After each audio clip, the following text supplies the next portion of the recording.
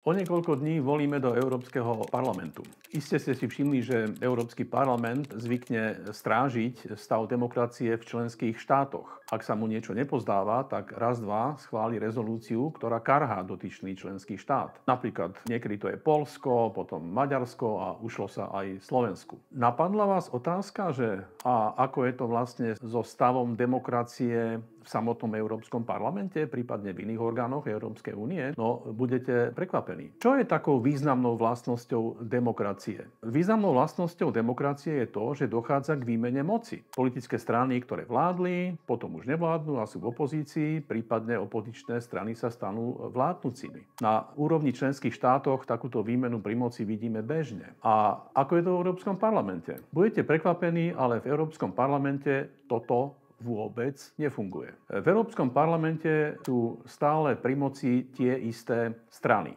Môžeme ich aj vymenovať. Je to Európska ľudová strana, EPP, potom je to strana európskych socialistov a ešte liberáli z Renew. Tieto tri strany vždycky po voľbách do Európskeho parlamentu sa dohodnú, že kto bude predseda Európskeho parlamentu, kto budú podpredsedovia, kto budú predsedovia výborov a samozrejme dohodnú sa najmä na tom, že budú spoločne hlasovať za všetky tie direktívy a smernice a rezolúcie, ktoré Európsky parlament schvaľuje. Pretože majú spolu väčšinu. A pýtate sa, že ako dlho už toto funguje? No, 50 rokov, asi viac. A potom sú tu opozičné zoskupenia, ktoré tvoria tzv. Väčšinu opozíciu. To sú napríklad európski konzervatívci a reformisti. Aby ste vedeli príklad, tam patrí napríklad Poľská strana Právo a spravodlivosť. Potom sú to tzv. Identitári, čiže zoskupenie Identita a demokracia. Tam napríklad patrí strana Lega, talianskeho politika Mattea Salviniho a tak ďalej a tak ďalej. A tieto strany sú vždycky v menšine a to znamená, že spravidla nepresadia nič. To, čo bežne funguje v členských štátoch, to znamená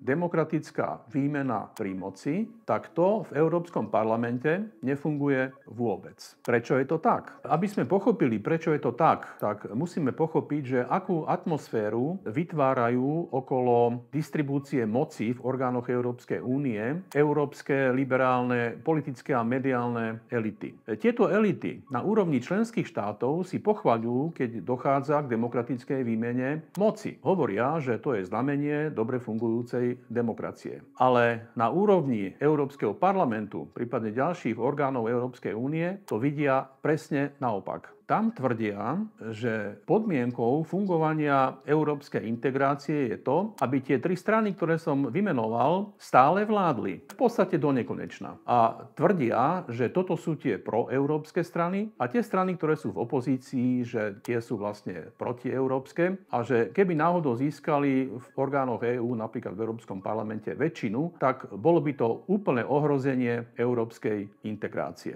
Pritom to nie je pravda, pretože aj politici tých zoskupení v Európskom parlamente, ktoré sú v opozícii, sú rovnakí demokrati, ako sú aj tí, ktorí sú pri moci a tiež podporujú európsku integráciu, aj keď si ju predstavujú trochu inak. Predstavujú si ju menej byrokratickú a samozrejme menej liberálnu. To znamená, tá dlhoročná prax, ktorá trvá polstoročia a viac, je taká, že na úrovni členských štátov sa podporuje demokratická výmena pri moci a na úrovni Európskeho parlamentu naopak sa podporuje, aby tam k žiadnej demokratickej výmene moci nedochádzalo. Toto je veľmi zaujímavá a rozporuplná dvojkolajnosť. Ak sa európskym aj slovenským voličom niečo na fungovaní Európskej únie nepáči, tak budú mať príležitosť na tom niečo zmeniť. Voľby budú o chvíľu.